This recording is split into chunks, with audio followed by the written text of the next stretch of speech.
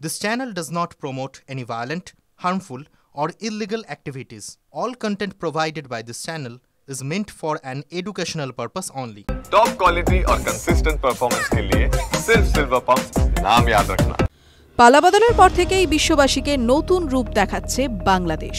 একাংশের কূটনীতিকরা বলছে বাংলাদেশ যেদিকে এগোচ্ছে সেখান থেকে ফেরার আর কোনো উপায় থাকবে না। গত বছরই মিশরে D8 সামিট যোগ দিয়ে পাকিস্তানের প্রধানমন্ত্রী শাহবাজ শরীফের সঙ্গে বৈঠক করেছিলেন বাংলাদেশের তদারকি সরকারের প্রধান উপদেষ্টা মোহাম্মদ ইউনুস। ভারতের সঙ্গে সম্পর্ক ঢিলে দিয়ে পাকিস্তান চীনের সঙ্গে হাত মেলাচ্ছে তারা।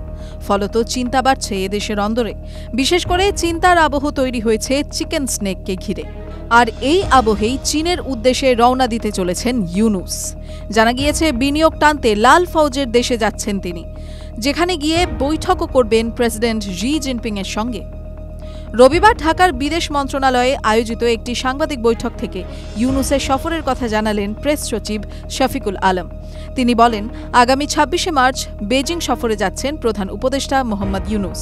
আগেই রাষ্ট্রপুঞ্জের মহাসচিব দেশে সংস্কারের জন্য প্রয়োজনীয় সহযোগিতার আশ্বাস দিয়েছেন। এবার চীনের দিক থেকে বিনিয়োগ বাড়ানোর জন্য জোর দিতে চলেছেন প্রধান উপদেষ্টা।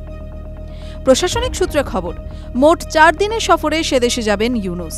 ২৬ তারিখ বাংলাদেশ থেকে রওনা দেবেন তিনি। ২৮ তারিখ রয়েছে চীনের প্রেসিডেন্ট জি জিনপিং এর সঙ্গে বৈঠক।